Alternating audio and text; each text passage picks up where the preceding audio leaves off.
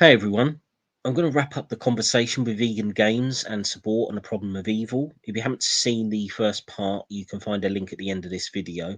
It pretty much continues as we left off, with Subboor repeatedly lying and dodging the topic, but we do eventually make some progress, so bear with me, I promise we'll get there. Let's get straight into it. By the way, I told everybody this was going to happen. You are not going to engage with the topic, and you're just going to blab. And I knew this was going to happen. That's why Hamza, when I initially brought up this topic for debate, ran away and refused to even have a discussion with me. Let's go into rights. Define a right. Define a right. I don't need to. You believe that evil exists, and you also believe that there is an all-powerful, all-good God. That is a logical contradiction. My definition of evil is that's not what you actually believe. That's not what you actually believe. So now, okay, so you can't even engage with the conversation honestly. Shall I try and tell me what you actually believe evil is? Not a problem for me. Shall I explain to you why evil is not a problem for me? Yes, that's what he's been asking you to do for over 10 minutes while you played infantile games and dodged around. Yeah, please. Okay, so let me just. So for anybody watching this right now, we can wait. I just want to clarify.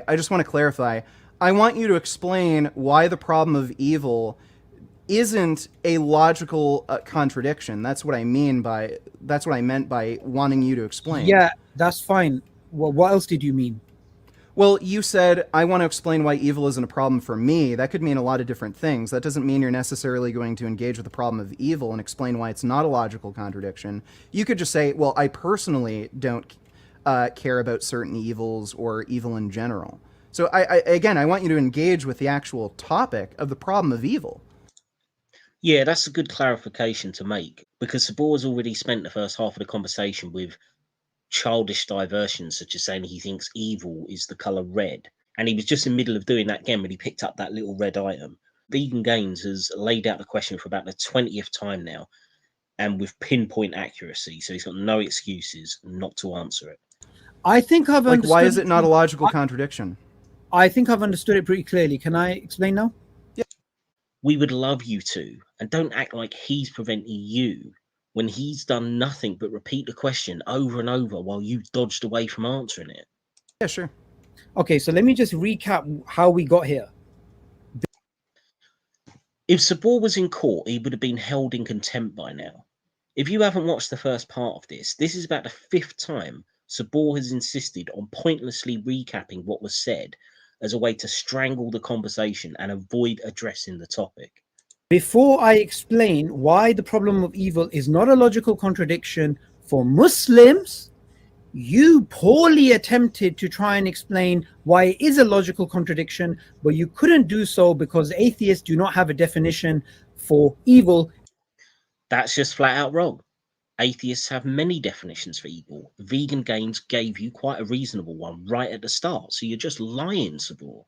And your definition included 2 things which you refused to actually define. Actually, no, you did define. You did actually define harm, but the way you defined harm was in a way that was tautological. Another lie, Subboor. He gave a definition of evil and of harm. Both were reasonable, neither were tautological, and you've proven you don't even know what a tautology is. Then I asked you to define rights, and you didn't actually define rights except by subject to other human beings. Wait a second. So now we will get into wait a second. Why it's not a logical. Wait. How is defining harm as physical and psychological damage to an organism a tautology? Because you're giving an example of something that's evil,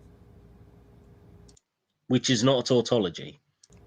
Well, no, part of my definition of evil involved harm, and then you asked me to define harm. So how is the definition of harm, physical and psychological damage to an organism, how is that a tautology? Not asking you whether or not my definition of evil is a tautology. How is that definition of harm a tautology? I never said the definition of harm is a tautology. Oh, okay, so evil is a tautology. Okay, so which, by the way, you've just shown that it actually is. Seriously, Subboor, look up the term tautology because you don't know what it means. There was nothing in the definition of harm he just gave, the previous one he gave, that made it a tautology. Once again, a tautology is saying the same thing twice using different words. He hasn't done that. because you thought I don't see how this means possible. you weren't listening for the last 10 minutes. I wasn't saying harm is a tautology. I was saying your definition of evil is a tautology. You weren't even. That's a lie. You said both were, and you just said the one he gave was also a tautology. So you're contradicting yourself in the same fucking breath. Listening. Okay, and how was that? Well, you did. That's what you said, and okay, fair enough. If that's what you believe, please explain to me how my definition of evil is a tautology. Just quickly, guys. Your definition, because your definition of just 1 second, Subboor, 1 second. Just 1 second, guys. I'm sorry. I gotta leave. I'm really sorry. All right, no worries, dude. Jazakallah khair for coming, bro. Likewise, Jazakallah khairan. Assalamu alaikum. Guys, take it easy on Vegan Gains. He has taken too many losses already. He's getting triggered. We're having. So this is how Hamza's Den carries out a reasonable conversation. That other little twat panelist who has contributed nothing so far to this conversation pipes in to troll him, and then Subboor joins him with the predator's grin on his face to also troll him. Fun. You haven't even made an argument against the problem of evil. You haven't explained anything, and all you've been trying to do is make me explain definitions when it's what I pointless did is to I showed discussion. your argument was incoherent, totally. Well, No. He laid out the problem of evil very coherently at the start, and you've done the chicken shit shuffle ever since. I even offered to make an And you're internal very- critique wait, of one your second, own one second, beliefs one just to streamline things, and you Since refuse, and you this just is want to becoming railroad a everything. free-for-all where you don't even let me complete my sentence, I'm just going to go into what I actually wanted to speak about, something else which you didn't let me complete. Your definition of rights are given by other human beings. And now we're back to defining rights again. 2 minutes ago, Subboor said he would answer the question of evil before he did a pointless recap, and now he's changing the topic to defining rights again. Honestly, any Muslims watching this, can you seriously excuse this kind of behavior? Can you seriously tell me you think Subboor is honestly engaged in the conversation when he is now spent, combining it with the previous video, 15 minutes avoiding the question that was put to him? 15 minutes now. How on earth are those rights objective in any meaningful way? They're not. Exactly. So Okay, your very definition of evil is incoherent. That's just wrong. I mean, whether a definition of evil is subjective or not has no bearing on whether that definition is coherent. For it to be coherent, it has to be understandable, logical, consistent to a reasonable degree, which it is. Subjectivity is irrelevant. Because rights do not exist under an atheistic worldview. Are you an atheist? Do you understand? Absolutely idiotic statement. Of course rights exist under an atheistic worldview. Atheists just don't attribute them to somehow coming from a god. That doesn't make the rights any less tangible or existent in the real world. Do you understand what the Are term you an objective atheist? means? Yes. Do you understand what the term objective means? I think I have a fair idea of what that means, and I think I have a fair idea Please that explain you to me don't what actually understand what okay. that means. Well, that means it's true. objective means mind. Objective means independent of a mind. So why don't you explain to me how an atheist can believe in human rights? Wait. Objective means independent of a mind, correct? We can agree on that definition? Independent of human subjectivity. Subboor tries to change the definition of objectivity because he knows that the real definition that Vegan Games just gave him disproves the claim that Islam has objective morality, because the real definition, independent of mind, means that unless Allah is mindless, all the morals of Islam, all the definitions of good and evil are dependent on Allah's mind, which makes them by definition subjective. Well, it would be independent of a mind. Not necessarily. Yes, necessarily. Well, independent of human subjectivity because a mind can believe 1 + 1 is 2, and it's objective. Well, yes, but that would be true without a mind present. Yeah. Right. So you agree with the definition. Objectivity means independent of a mind. So let's just say the Earth would be here if we were here or not, right? Like if we were to just vanish, the Earth would still be here. Look, that wouldn't make a difference. This is so funny to see Subboor struggling here.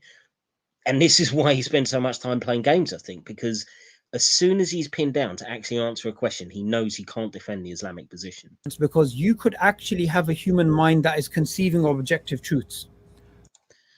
Again, Subboor just showing he doesn't understand basic philosophical concepts.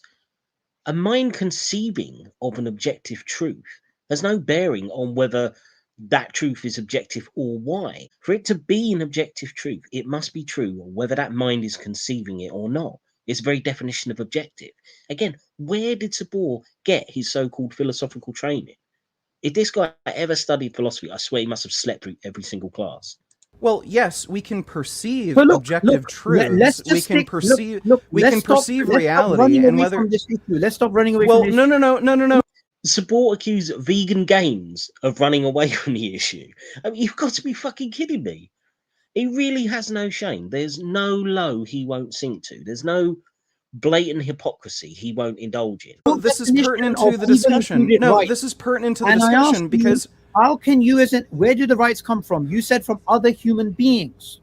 So I want you to complete that line of thinking, because the statement I'm going to make is the following: atheists have no right to speak about rights because rights don't exist under an atheistic worldview.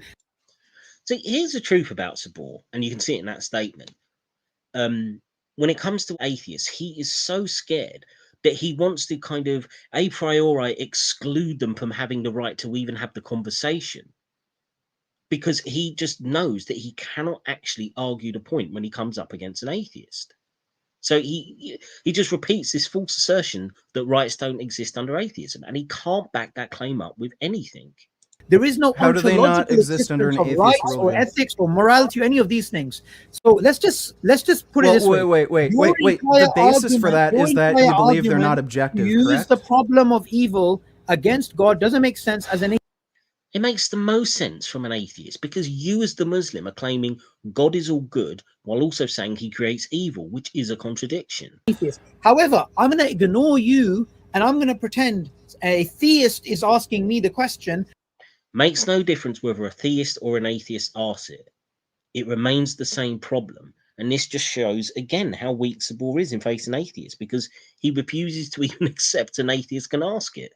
How can you reconcile the concept of an all-loving God with the concept that there is actually evil in the world? And the answer is very simple. Well done. You finally reached the question. 17 minutes into the conversation. Let's listen to Subboor, the genius, give us his response. The concept of an all-loving, all-powerful God is not incoherent with the existence of evil, because evil and good both are part and parcel of the test of life. Dreadful fucking answer. Whether they are part of the test of life or not is irrelevant. Allah has the power not to create a test of life. He doesn't even need to have humans live this mortal life at all. He could have created all of us just to live in heaven if he wanted to. Yet according to your worldview, he chose a mortal life for us and therefore chose to knowingly create a situation where evil would arise. How can an all good, all benevolent being have those two options and choose the one where evil is created over the one where there is no evil? So we don't say God has created this life for a cosmic disco where everyone's going to live forever and be happy. Yes, you do. That's exactly what you believe. You just believe that happens after this life in heaven. Your cosmic disco is with the 72 virgins and the rivers of wine. And the point is, Allah could create that without this life, with all its evil and suffering, and he chooses not to. So how is he all good? This is the point. That's not the Islamic theological worldview. That's not the Abrahamic theological worldview. That is an atheist straw man. There's no atheist straw man here. You are babbling nonsense at this point and trying to justify God creating evil when he doesn't have to. If we should all be living in this cosmic disco. But you do believe that. You just think it should be after this life and it should only be Muslims invited. Your theology is one of the most grossly hedonistic when it comes to this. For a theist, that's the answer I would give. But for an atheist, I'm going to give the answer that I gave. Well, we've actually got... You can see why he spent 17 minutes dodging the question when that was all he had. And he actually has that predator grin back on his face again, Like that was somehow a good answer. This is Islam's best and brightest, remember. Gotten to the topic now, which is great. I'm going to ignore the other issues with the. You're going to ignore you're going to ignore yourself getting well, refuted. well, That's no, probably- because we've finally gotten to the actual topic. It's probably a wise decision because you couldn't even define it and you got humiliated online. The only one humiliated here is you, Subboor, and it's about to get worse. So you claimed there's no logical problem with an all-powerful, all-loving God allowing the existence of evil because God has the intention of putting people through trials and tests and tribulations. I don't know. I don't understand how an all-good God would have an interest in doing that. If he's all good. Wait. Like, that's like me saying. Wait. 1 second. You just said interest. See, Vegan Gains made a totally reasonable point there, that why would an all-good God want to put human beings through trials? Certainly when he's got better options that don't involve evil. But Subboor is going to pick on specific words like interest and start playing games again. Did I mention interest? So God doesn't have an interest in testing anybody. You just said that. No, I said God does that, but you're saying what interest would God have? Meaning your question now is not about incoherency. Your question is about God's will. It's about both. It's saying God's will is incoherent if he is supposed to be all good and create evil when he doesn't have to.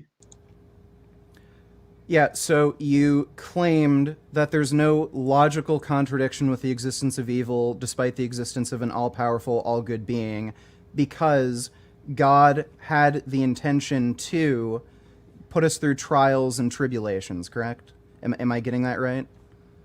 Yes, and another way of putting it is there is nothing incoherent about the existence of evil and the existence of an all-loving, all-powerful, all-wise God. Where is the incoherency? Right. The incoherency is that a being cannot logically be all good if it creates evil. It's that fucking simple, Subboor. The problem is that evil exists, and if God is all good, he would not allow evil to exist. And your only explanation for that is, well, God has an interest in having evil exist, which would be a contradiction. Vegan Games, I asked you a question. I said, where's the incoherency? You simply restated I just pointed it out. Yeah, he did. And Subboor is just playing dumb at this point, as he doesn't have an answer. If God is all good and he's all powerful, that means he would have the power and interest to not have evil exist. Now, by claiming, wait, let me finish this thought. Wait a second. Let me finish the thought. Let me finish the thought. Let me finish the thought. Let me finish. You keep railroading me every fucking time I'm about to make a point. Worry about it. Stop getting triggered. Bring him back. And now Hamza does his usual trick of kicking out the non-Muslim when the Muslims are on the rope. Bring him back. No, you don't swear. You don't swear. That's a bullshit excuse, Hamza. Vegan Games swore at least twice in the conversation when he was talking with Subboor, and you didn't want to kick him then because you thought Subboor was handling it. You're such a coward. He's gone. He's left. He's run. He's run back. Oh, run. Bullshit. You kicked him. Look, the main problem is this. He's saying... And now they have kicked him. Subboor is going to finally talk more in depth about the question because he can go on a monologue and he's got no one to come back at him. Total cowards.